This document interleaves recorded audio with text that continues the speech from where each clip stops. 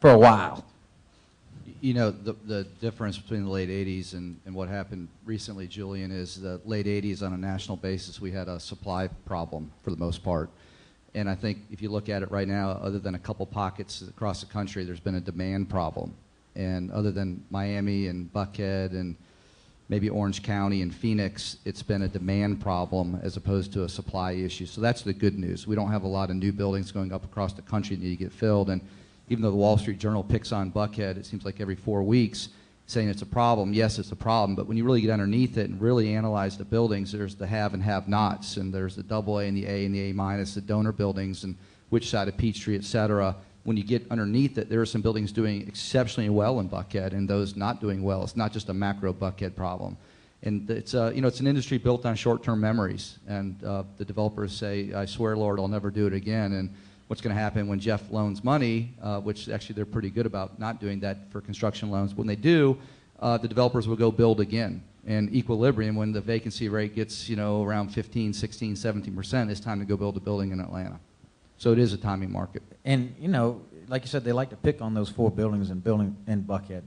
And I would submit to you in 5 years, there'll still be a problem, but it won't be in those 4 buildings. Agreed. They'll be leased, and it'll be somebody else's problem because those projects were leased.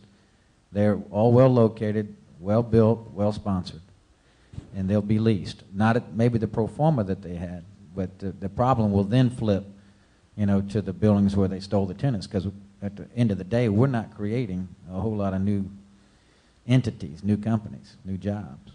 So it's a kind of a shell game a little bit, moving people around in the market. And it's a tenant's market, so they can move, you know, to a brand new building with free rent, effective rate the same where they were. Won't pick on any buildings where they're moving from because they don't know the market that well, but I can assure you that'll be where the problem is later on. And they'll be the ones that actually have to drop rate to keep or attract a new tenant in what will be a good market.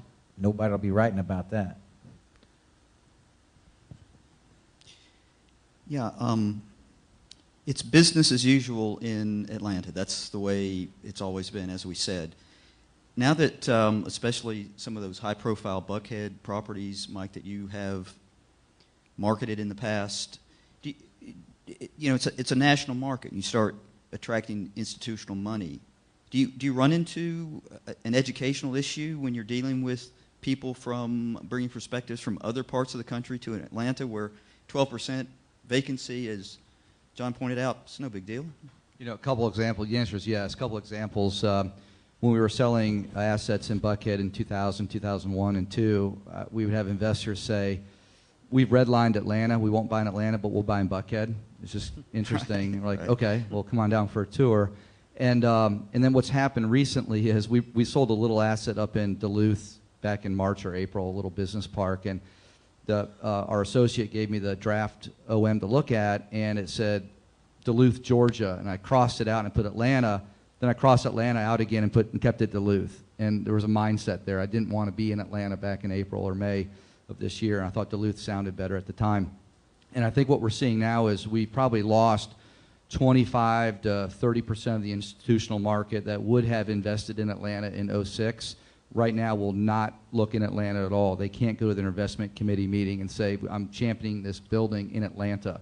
Not right now. Again, I think you've heard my forecast. Well, I think that's going to happen next year. That will change as they get priced out of other markets. But it is difficult right now to market an asset in Atlanta, especially on the core side. If you say core Atlanta, you kind of get a lot of people saying, is Atlanta a core market?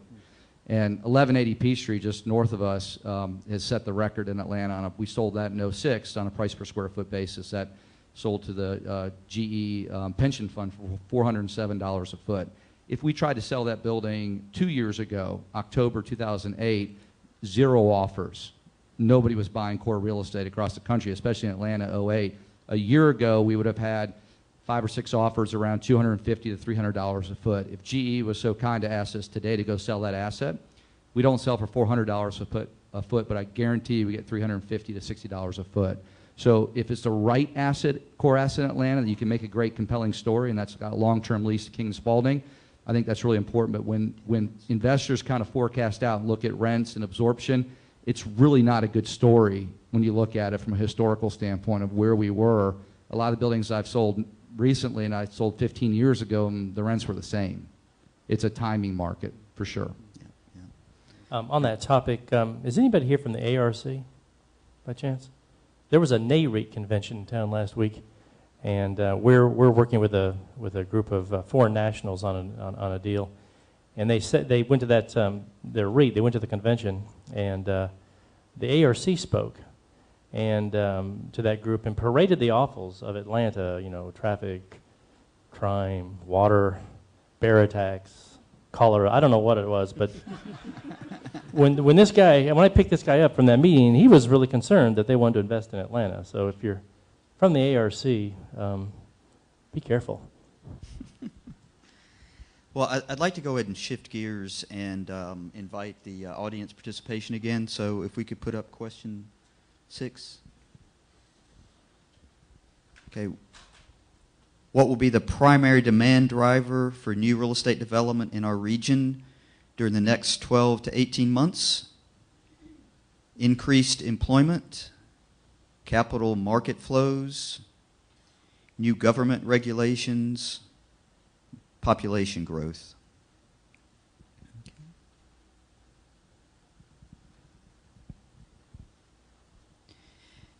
I wanted to spend a little bit of time talking about some of the property market trends, but I think we've actually touched on a lot of that. Although, Jeff, I'll ask you if you want to talk a little bit more about, especially that move to the high-rise, mid-rise apartments, and maybe conversion of failing retail space and under-occupied office campuses into mixed-use properties. These were things that the emerging trends pointed out. You know, the issue of sprawl, I think we've addressed that to a certain extent. John certainly said that, you know, you need to be in the in-town markets.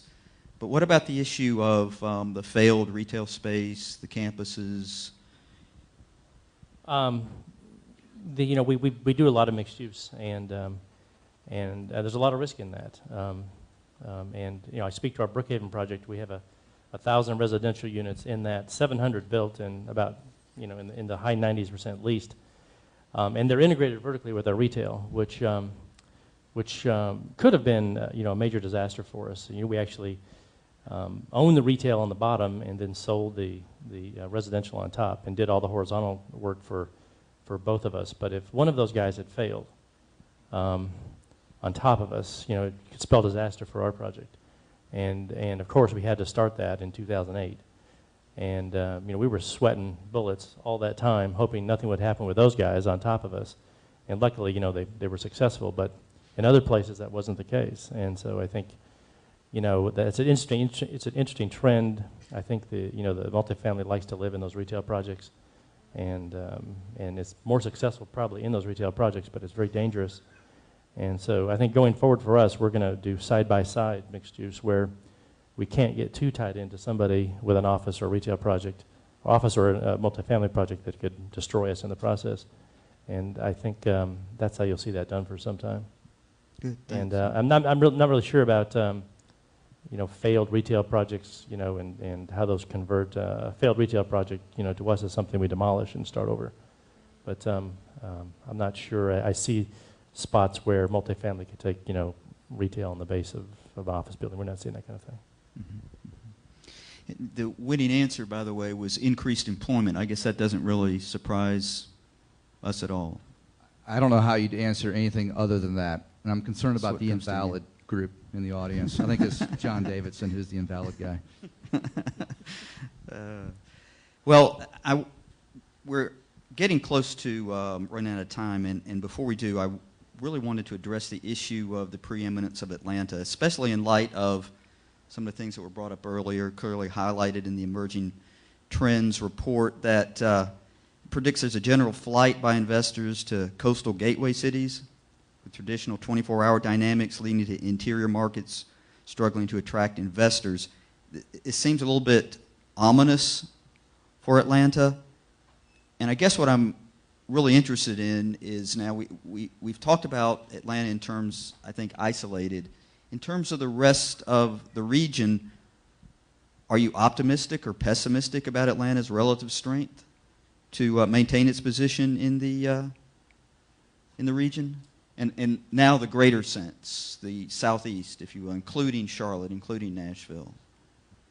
Well, I think that I live most of the time actually now in Charleston, and so that's a lovely little city where I can walk around and get all the culture and business, and we're doing a hotel there and blah, blah, blah. And so it's easy. What's amazed me is if you go to Greenville, South Carolina, you know, they've done a great job on the Riverwalk, and there's been investment there from, you know, I guess BMW has created a different population with the engineers and the intellect. And I think cities like Charlotte, God forbid, you know, the banks don't leave, the Triad, the Triangle, Richmond has come along, Nashville, all of they're all competitors if we're not careful, because we look at ourselves as competing with, you know, Dallas or Houston or, you know, D.C. more than we look at competing with those smaller places. So our advantages, bottom line, can be a two-edged sword if we don't sort them out, to the complaints of the ARC, you know, transportation, you know, et cetera. So, you know, I see us as all of that stuff will kind of, with good leadership, sort itself out. But I do think that smaller cities that are easier to live in will, over 25, 30, 50 years, will gain popularity with folks, just because of, you don't have to be in a big city to, you know, it's such a mobile society today. And it's making it easier to live in those smaller places and still be a very productive corporation or individual. Atlanta 40 years ago, basically.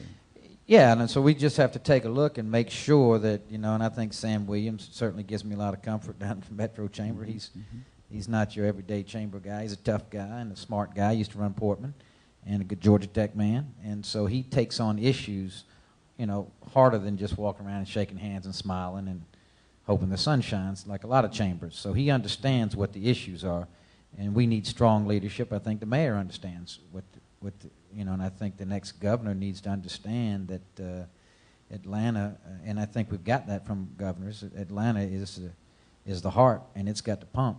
And if we don't, we're going to have a problem. Right. You know, I think that you look back at the 90s, Atlanta led the nation 9 out of 10 years in job growth. And, you know, we just absolutely captured most of the corporate relocations to the region. You kind of look forward to what's happening. I'm very concerned about just traffic. I think number one, first and foremost, and how we don't utilize mass transportation. Not that I'm a giant proponent of it, because I hardly ever ride it. I don't need to. But I'm very bullish on Charlotte and Nashville in our region. I think they're going to outperform the pundits' views of both those cities right now, especially Charlotte, because that's the most negative of the two from the standpoint of the views. And I spend a lot of time, we've been doing a lot of transactions in Texas recently, and so I've been to Dallas and Houston probably 50 times this year. And then the interesting thing about those two cities and why they've had great success with job growth and corporate relocations, I think having 2 airports in each of the cities is pretty important. And, you know, I think long term we're going to need a second airport in Atlanta on the north side. I don't know if it'll ever happen. I think a second thing is Dallas in particular. They compare Dallas to Atlanta a lot, but I think they're far out in front of us when it comes to infrastructure improvements. We talk about doing stuff for 20 years, and Dallas just goes and does it when it comes to roadways, et cetera. You know, some good, some bad, but they just go do it. And so I think that we need to have ultimately an answer to our transportation issues for the city, and maybe a second airport out 20, 25 years from now.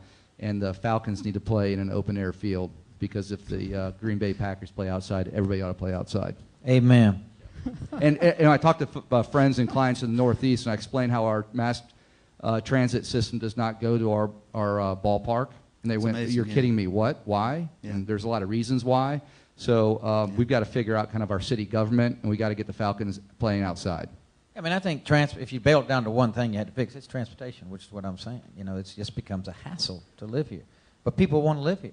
I mean, look at, if you took a population and raised how many people here from UNC?